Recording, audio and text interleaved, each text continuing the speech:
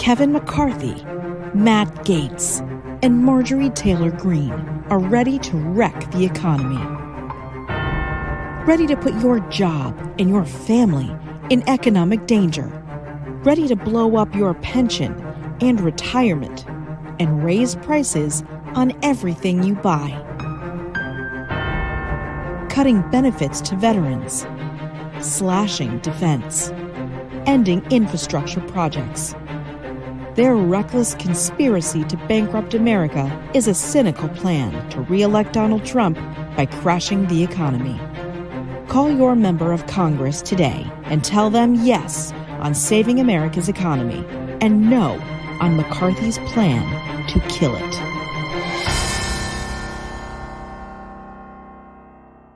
Welcome to the Truth and Democracy Podcast.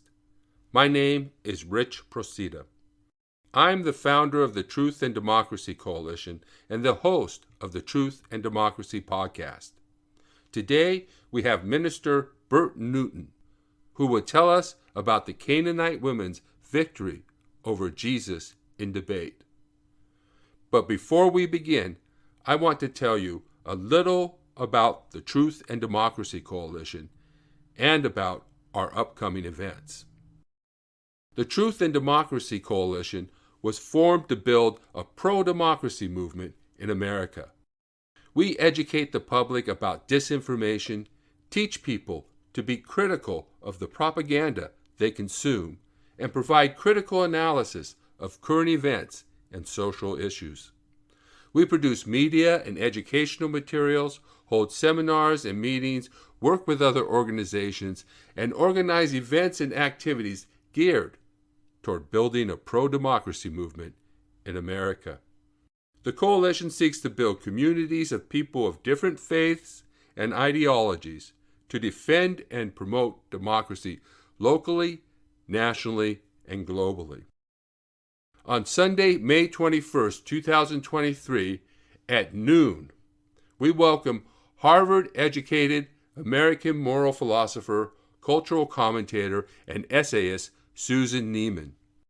Dr. Neiman has written extensively on the juncture between Enlightenment moral philosophy, metaphysics, and politics, both for scholarly audiences and the general public. She describes herself as a lifelong leftist and socialist and is an unlikely critic of wokeism. She argues that the tenets of the woke have become antithetical to the traditional values of the left. And I want to read you a couple statements about her book. Philip Kirchner of Columbia University writes, Susan Neiman's powerful new book calls out to everyone who hopes to advance the cause of justice for all. She envisions a progressive movement drawing from the full range of the human family, from people of all classes, ethnic backgrounds, and sexual identities. She urges them to renew the values articulated by Enlightenment thinkers, not to confine human beings by ancestry or biology, not to settle for merely replacing one regime of power with another, not to abandon the hope of genuine human progress. When those values are discarded, she argues, we acquiesce to important losses. In her characteristically lucid and accessible prose, she exhorts all of us to aspire to more. And Thomas Chatterton Williams of Bard College and contributing writer to The Atlantic writes, Susan Neiman is one of our most careful and principled thinkers on the genuine left. In this nuanced and impassioned plea for universalism, she has done a public service for readers of every political stripe. If an alliance of conservatives, liberals, and progressives is to succeed in fending off an increasingly undemocratic far right, lucid thinking is our only hope. Left is not woke is an urgent and powerful intervention into one of the most pressing struggles of our time. So to register for our interview with Susan Neiman, go to tinyurl.com/leftnotwoke. That's tinyurl.com/leftnotwoke. Then on June 4th at 2 p.m. Pacific Time, we will start our monthly Red Pill Men's Group. Men are dying. They are killing themselves with drugs and alcohol and committing suicide at far higher rates than women. They also make up the perpetrators of violence, and mass shooters are mostly young men. They are turning to authoritarianism and make up a large portion of far-right extremists and MAGA activists. What's wrong with men? New studies show that implicit bias is strongest against men. Men are more the subjects of implicit bias than people of color or the poor. Men have become the public enemy number one in our society. They are viewed as dogs and trash, among other things. The saying, "Women need a man like a fish needs a bicycle," has become popular among women who no longer need financial support from men. Studies show that women are happier being single and no longer want to love and take care of a man. All of this has had a profound effect on men. Pining for a past when they had more authority, men are turning to drugs, alcohol, suicide, and authoritarianism. To register for this nonpartisan men's support group, go to tinyurl.com/redpillmen. That's tinyurl.com/redpillmen.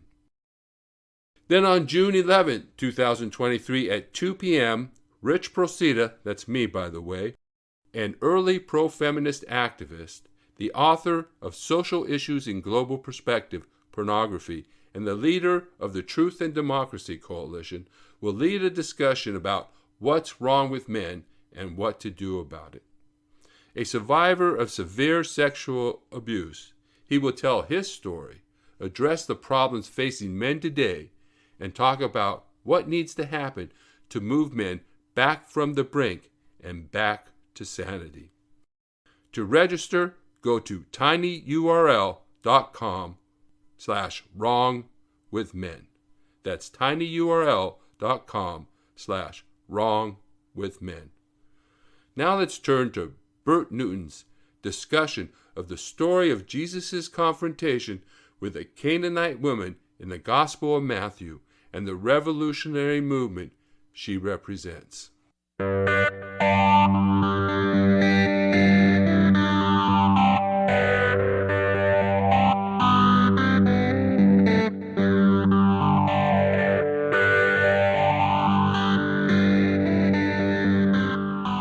the last episode, we saw how Jesus defended and demonstrated his zeal for the traditions and laws of Israel. And I ended that episode by saying that next, he will go where those who claim zeal for the traditions of Israel fear to tread. Well, that was a moderately clever line, if that. Well, I thought it was a moderately clever line. Maybe it wasn't even that. But at any rate, it could give the wrong impression. As we will see, Jesus is about to go into Gentile territory. So my statement could be understood to mean that Jews were Gentile-phobic, refusing to visit Gentile territory because they feared and hated Gentiles. But that's not really true. Jews went into Gentile territory all the time. In fact, many of them lived in Gentile areas throughout the empire, and even east of the empire in Persian lands. But anyone traveling to foreign lands in antiquity would justifiably feel a little nervous, especially if they were citizens of an occupied nation rather than citizens of the empire. There wasn't the assurance of safety in foreign travel that many of us, especially from wealthy countries, assume today. A foreigner could be a target for xenophobic hate or for those merely looking for an easy victim to steal from. Furthermore, the area that Jesus walks into the region of Tyre and Sidon, was a particularly precarious place for a Jew to travel during the first century due to the hostility and tension between residents of that area and the Jewish people. Josephus refers to the people of Tyre as the bitterest enemies of the Jews, and he records violent clashes between the two groups.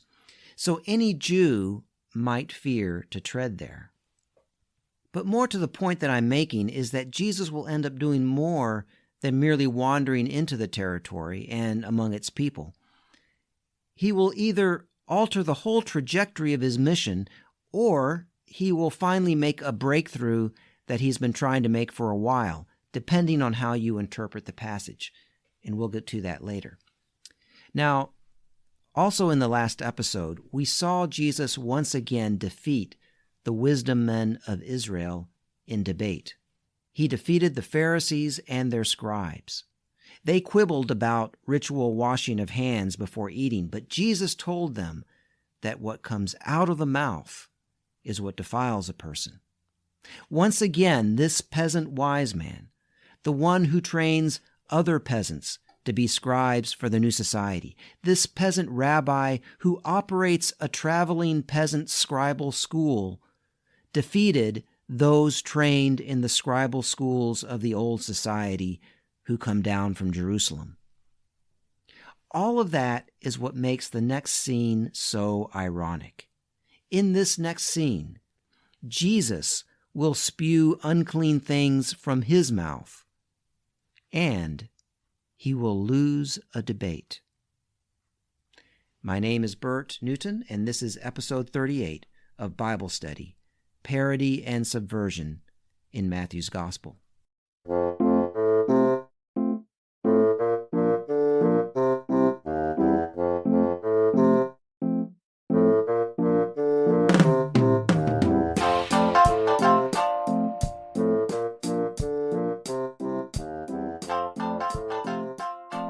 Let's read Matthew 15, verses 21 to 28.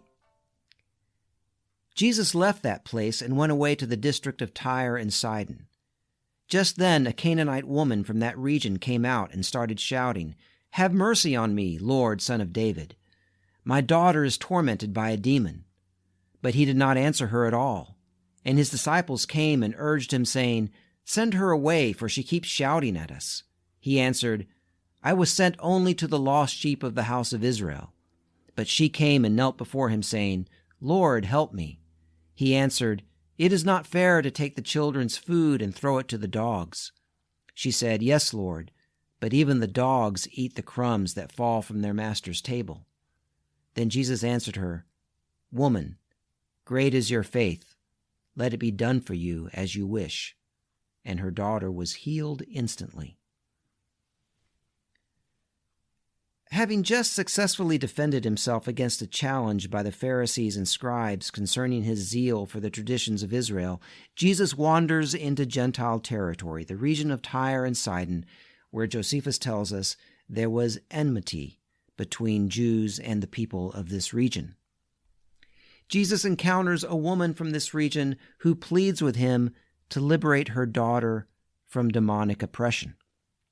This woman is also a peasant, living under a brutal Roman occupation. The demonic oppression of her daughter highlights this. As I've explained in previous episodes, demons were an extension of Satan, who was understood in Jewish resistance literature of the time to be the spirit behind the Roman Empire.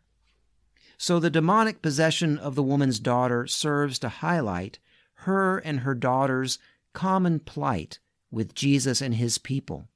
They are all peasants suffering under a brutal Roman occupation.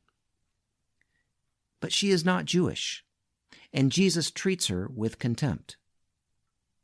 I'm torn as to how to interpret this passage. On the one hand, many have interpreted this passage as one in which Jesus is caught with his compassion down. That's the phrase I constantly read, and people commenting on this. He is caught with his compassion down. He makes a racist remark, calling a Gentile woman a dog, but then is brought back to his senses by her clever retort to his rudeness. Jesus, perhaps tired from all his travel and work, reveals his humanity. After all, he is the Son of Man, which can be translated the human one. And he gets schooled and discipled by a Gentile woman. I like that interpretation. It makes the story more interesting. However, we have to take into consideration that Jesus has already encountered Gentiles and treated them with grace and honor. He gave high praise to the centurion who recognized his authority. He went into Gentile territory and liberated 2 men from demonic imperial oppression. And the narrator tells us that Gentile wise men knelt at his crib when he was a baby. So it seems sort of unlikely that he would suddenly have intense hostile feelings toward Gentiles. And yet that may be what we get in this passage. It's not the only surprise that we get in the gospel. For example, we don't expect Jesus to plead so fervently in the Garden of Gethsemane with God not to have to go through to the cross, after teaching emphatically multiple times that the cross is his destiny, and after calling others to follow him to the cross. We don't expect that, but that is what we get in the Garden of Gethsemane. Sorry for the spoiler, but I'm assuming most of my listeners already know that part of the story. So it is entirely possible that we are meant to understand that Jesus, perhaps tired from the struggle, gives into his human impulse to engage in ethnic hatred and has to be saved by the Gentile woman who is the object of this hatred. It would be like in the Garden of Gethsemane. He shows his humanity. There he shows his fear. Here he gives into the impulse to show contempt, racist or ethnic contempt. The other option, of course, is to understand that Jesus is setting up the woman to be the hero, the teacher, in a crucial teaching moment. Some scholars have interpreted it this way, making the case that Jesus says and does what a rabbi might say and do in such a situation to create this teaching moment. I'm not going to summarize those arguments because I did not find them to have enough detail to be convincing, but it is worth noting that more than one scholar has made this argument, that Jesus follows a rabbinical pattern in setting up the woman to be the teacher. But whichever is the case, it is clear that the narrator makes the woman the hero. This is the first time in the story that a woman actually speaks. The narrator calls her a Canaanite, using a historic term that highlights her status as an enemy of Israel. Canaanites in the Hebrew Scriptures were the quintessential enemies of Israel.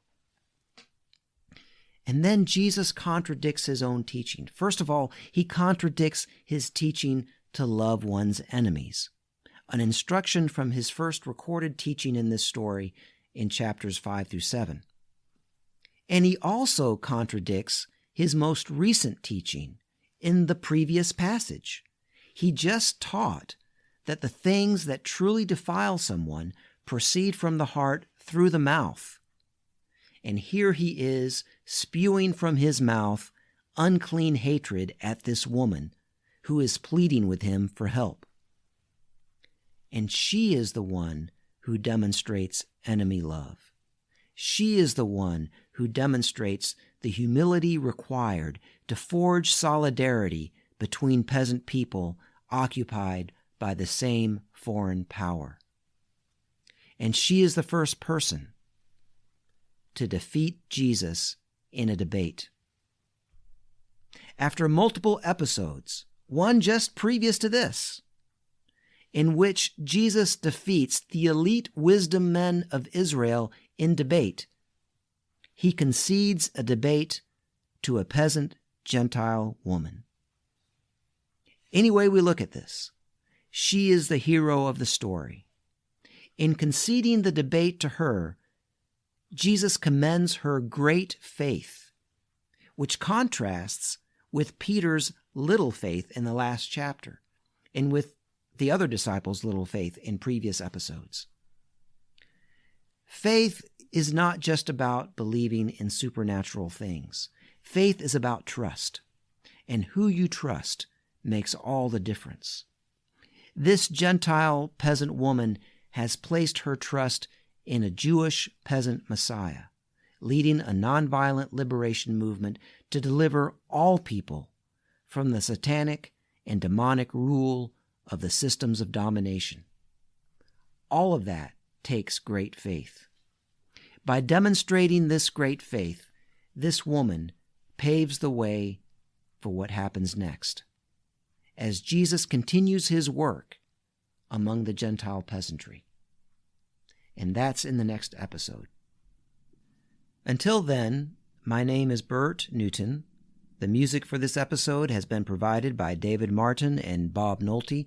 Please spread the word about this podcast and rate us and leave reviews wherever you can to draw more people to this podcast. And thank you to everyone who's been doing that and been supporting us financially. If you want to support the podcast, you can do so through PayPal. Just send the money to subversivewisdom@gmail.com. You can also send questions and comments or encouraging words to that same address, subversivewisdom@gmail.com. This has been episode 38 of Bible Study, Parody and Subversion in Matthew's Gospel.